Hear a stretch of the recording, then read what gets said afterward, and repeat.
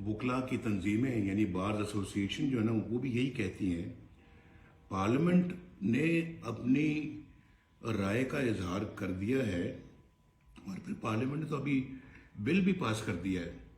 और वो बिल जो है वो अब पार्लियामेंट का मतलब ये कि कौमी असम्बली से सेनेट से वो पास होके तो सदर ममलिकत के पास चला गया है दस्तखतों के लिए। अब मेरा ख्याल है कि इस बात का भी तो एहसास किया जाना चाहिए कि पार्लियामेंट एक मुल्क का सबसे बड़ा इदारा है, तो उसकी जो अपना एक सैंक्टिटी है उसको भी मेरा ख्याल है कि रिस्पेक्ट मिलनी चाहिए। तो अटॉर्नी जनरल ऑफ पाकिस्तान ने कह दिया है, जो पाकिस्तान के अंदर मेजॉरिटी जो जजेस हैं उन्होंने भी मेरा ख्याल है कि कोई कसर नहीं छोड़ी, अपनी राय का इजहार हर तरीके से कर दिया है। सिविल सोसाइटी कह रही है भाई, तो फिर जब सबकी एक मुत्तफ़िका आवाज़ है तो फिर ज़िद क्यों है?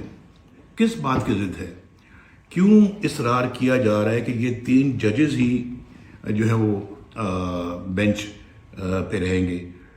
ये एक कौमी इशू है भाई, ये कोई छोटा मोटा कोई इशू नहीं है, कोई ट्रक का इशू नहीं है, कोई रेडी वाले का कोई मसला नहीं है, या किसी का प्लॉट खाली कराने का मामला नहीं है। ये तो एक कौमी इशू है, बहुत बड़ा कौमी इशू है।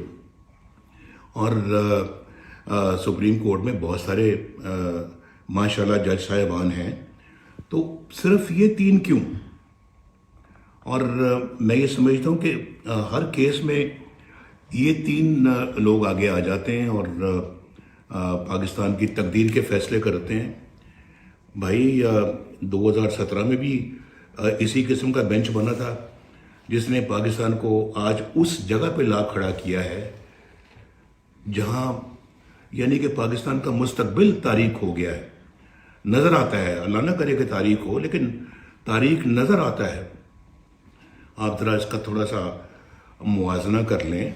2017 में जब नवाज शरीफ पाकिस्तान का वज़ीर आज़म था तो किस तरह के हालात थे मुल्क के अंदर, और आज 2017 के बाद क्या हालात दरपेश हैं पाकिस्तान में। तो मैं तो समझता हूँ कि अपनी कौम से मैं ये कहूँगा कि मेरी कौम के लोगों, देखो, अपनी आंखें खोलो, ये आपके साथ बड़ा घिनौना मजाक हो रहा है। ये पहले 2017 में कितना अच्छा पाकिस्तान था, आप सब लोग खुश थे या नहीं थे? मुझे ज़रा बताएं कि आपको माशाल्लाह पेट भर के रोटी मिलती थी, आप लोग के ख़ानदान यानी खुशी के साथ अपना गुजारा करते थे। लेकिन आज 2017 के बाद आप मुझे बताएं कि क्या हालात है। 2017 से पहले तो मैं थोड़ा सा आपको एक पेश करता हूं कि उस वक्त कीमतें क्या थी। डॉलर 105 रुपए था, और उसके बाद चीनी 50 रुपए थी, आटा 35 रुपए किलो था, पेट्रोल 65 रुपए किलो था, और बहुत सारी सब्जियां 10-10 रुपए किलो मिलती थी, और बिजली का बिल बहुत कम होता था। और बिजली भी आपके घरों में आ गई क्योंकि हमने अल्लाह के फजल करम से लोड शेडिंग का खात्मा किया, और बिजली के बिल भी इतने आते थे कि आप बड़ी आसानी के साथ अदा करते थे।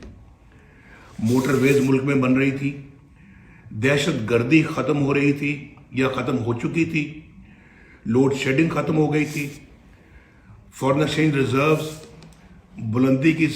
बुलंद तरीन सतह पे थे, यानी कि बुलंद तरीन सतह पे हमारे फॉरेन एक्सचेंज रिजर्व्स थे।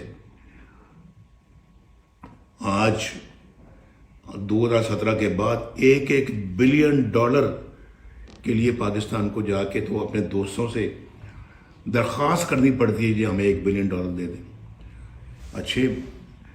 हमें इतनी अच्छी कौम को क्या भिखारी बना दिया है। और ये आपके बेंचों के फैसले ने, ये तो तसलसल लगता है मुझे वही 2017 का जो आज हो रहा है। मैं बिल्कुल उसको उसी नज़र से देख रहा हूँ। मैं आपको भी दिखाना चाहता हूँ अपनी कौम को। प्लीज़ अपनी आंखें खोलें یہ پاکستان کے ساتھ انہوں نے بڑا گھناؤنا مذاق کیا اور آج پاکستان کو خدا نہ خاصا تباہی کے دہانے لاگے کھڑا کر دیا ہے انہی بینچز کے فیصلوں نے. اور آج پھر کوئی پتہ نہیں فیصلہ جو کرنے جا رہے ہیں, اور وہی 3 ججز جو اس وقت بھی نواز شریف کو ڈسکوالیفائی کرنے کے اندر شامل تھے, ان میں سے یہی لوگ, باقی تو ریٹائر ہو گئے ہیں. یہ ثاقب نثار ریٹائر ہو گئے ہیں, جسٹس کھوسا ریٹائر ہو گئے ہیں, جسٹس وہ جو شیخ صاحب تھے وہ ریٹائر ہو گئے ہیں. تو مجھے ذرا بتائیں کہ آج قوم کو جواب دیں گے کہ نواز شریف کو کیوں بھائی آپ نے ڈسکوالیفائی کیا تھا, اور یہ دن دکھایا آج پاکستان کو کہ پاکستان اتنا مقروض ہو گیا ہے اور ایک ارب ڈالر کے لیے, اللہ نہ کرے میرے منہ سے ایسے الفاظ نکلے, بھیک مانگنے پہ لگا دیا ہے. اس وقت تو ہم نے IMF کو خیر بات کہہ دیا تھا, ہم نے کہا تھا تھینک یو ویری مچ, بہت اچھا, بس ہمارا ملک کتنا اچھا چل رہا تھا, اور ہم خواب دیکھ رہے تھے کہ انشاءاللہ پاکستان آئندہ آنے والے چند سالوں میں دنیا کے 10-20 جو سب سے ترقی یافتہ ملک ہیں ان میں شامل ہو جائے گا. آج کے فیصلے پتہ نہیں کہاں لے کے جائیں گے اس ملک کو.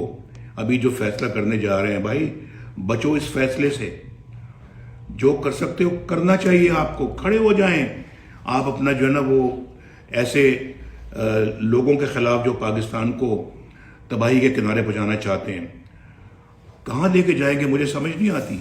اس فیصلہ, اگر یہ فیصلہ خدا نخواستہ آیا, ڈالر آپ کا 500 روپے ہو جائے گا. اور آج مجھے بتائیں, میں ابھی بھول گیا کہ چھوٹی چھوٹی بچیوں کی, غریب بچیوں کی شادی ہوتی ہے, ایک تولہ جو میرے زمانے میں جو 50,000 روپے تولہ ملتا تھا, آج 2,07,000 روپیہ پہ پہنچ چکا ہے. اب غریب اپنی بچی کے کس طرح سے ہاتھ پیلے کرے گا, کیسے اس کا بیاہ کرے گا, کیسے اس کی شادی کرے گا. یہ بہت تکلیف دہ باتیں ہیں جو کھاتے پیتے لوگوں کو سمجھ نہیں آتی, حکمران طبقے کی سمجھ میں نہیں آتی یہ باتیں. تو بھائی میں سمجھتا ہوں کہ یہ ہم نے تو پتہ نہیں اس ملک کو کیا کہاں سے کہاں اس کو لے گئے ہیں, کیا بنانا شروع کر دیا ہے. غریب کو تو بھول ہی گئے ہیں. آج تو ان سے دوائیوں کے بل نہیں پے کیے جا سکتے. ایک زمانہ تھا کہ دوائیاں پہنچ میں تھیں, سستی تھیں اور مفت ملتی تھیں, اور آج دوائیوں کے لیے پیسے نہیں ہیں, علاج معالجے کے لیے پیسے نہیں ہیں, اپنی جائیداد بیچنی پڑتی ہے. کوئی بڑی بیماری آ جائے گھر میں تو گھر والوں کے پاس سوائے آنسوؤں کے اور کچھ نہیں ہوتا. یہ پتہ نہیں کیوں نہیں یہ سیاست ہو رہی ہے یہاں پہ. ایک بندے کی خاطر آپ جو ہے نا وہ اس طرح کے فیصلے سناتے ہیں, اور آپ کو کوئی خیال نہیں ہے آج تک کبھی آپ نے اس بات کا سو موٹو لیا کہ ابھی جسٹس شوکت صدیقی نے جو باتیں کی ہیں, اور پھر ابھی یہ جو سابق chief army staff general Bajwa جو باتیں کر رہے ہیں, اس پہ سو موٹو نہیں بنتا کہ بھی نواز شریف کے ساتھ ناانصافی ہوئی تھی, نواز شریف کے خلاف غلط فیصلہ سنایا گیا تھا. تو بہت بندے کہ تو ہر بندہ یہ کہہ رہا ہے, لیکن اس کا کوئی سو موٹو نہیں لیتا. ان چیزوں کا سو موٹو لے رہے ہیں, اور جو ہے نا وہ اپنی مرضی سے معاملات کو آگے چلایا جا رہا ہے, اور مرضی کے فیصلے ٹھونسنا چاہتے ہیں اس قوم پہ. لیکن یہ قوم عہد کر لے کہ اس نے ایسا نہیں ہونے دینا جو پاکستان کو تباہی سے دوچار کرے. ایسا کبھی نہیں کوئی کام ہم نے ہونے دینا, نہ کرنا ہے نہ ہونے دینا ہے. یہ میرا آپ کو مشورہ ہے, اور مجھے امید ہے انشاءاللہ کہ اللہ تعالیٰ ایسے فیصلوں سے ملک کو بچائے گا.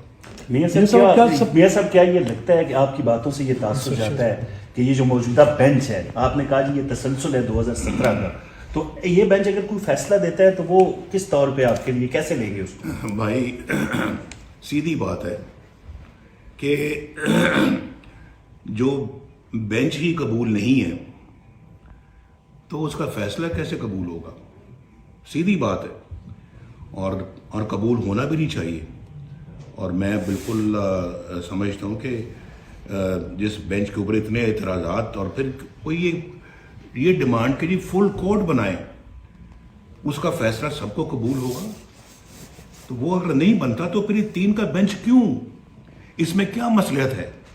اس میں کیا جو ہے نا وہ اس کے پیچھے کیا عوامل کار فرما ہے؟ یہ میرا خیال ہے کہ پوری قوم کو سمجھنے کی ضرورت ہے. میاں صاحب کو کہا یہ کیا چیز ہے پھر؟ وائی اے بینچ آف 3 ججز؟ Why not full court?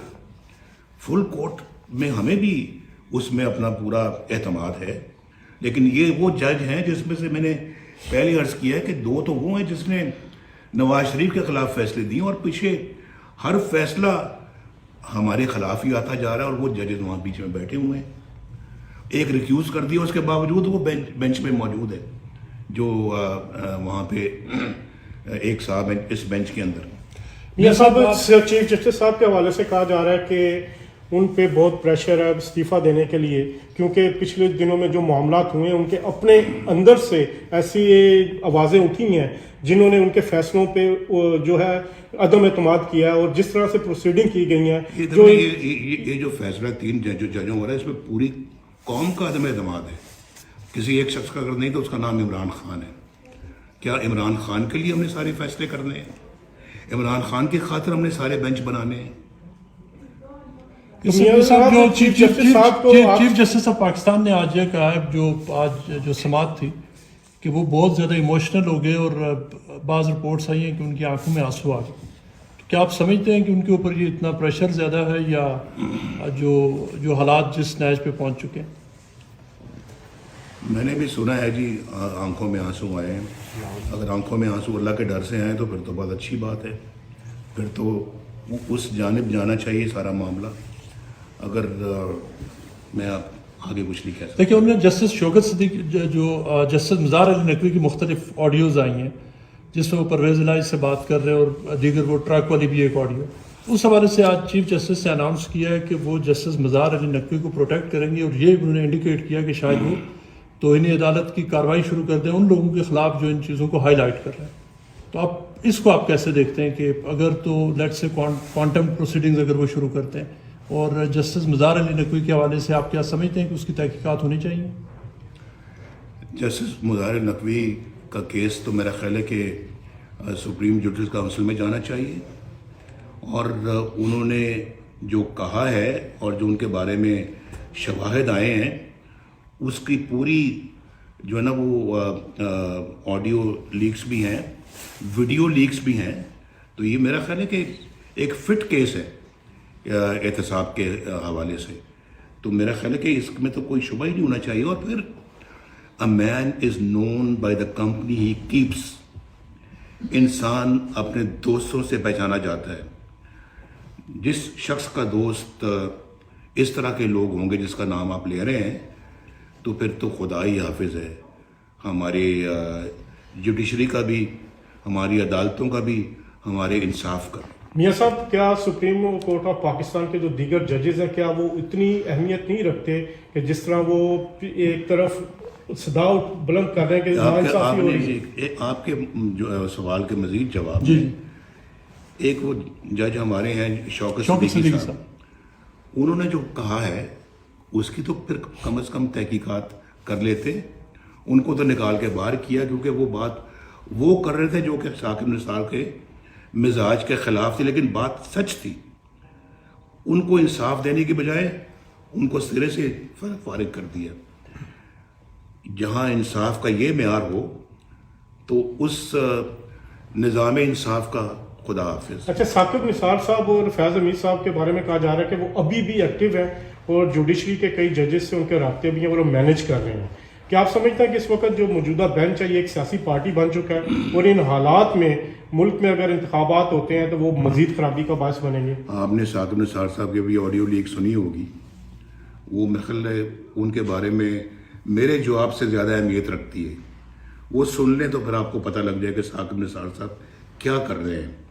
اور ثاقب نثار صاحب کی وہ بھی آڈیو لیک ہے جس میں انہوں نے کہا ہے کہ نواز شریف کو اور مریم کو سزا دینی ہے، عمران خان کو لانا ہے. جب وہ چیف جسٹس تھے انہوں نے یہ بات کہی. اس کی بھی میرا خیال ہے کہ तहकीक होनी चाहिए. जनाब बाजवा साहब की जो थैंक यू.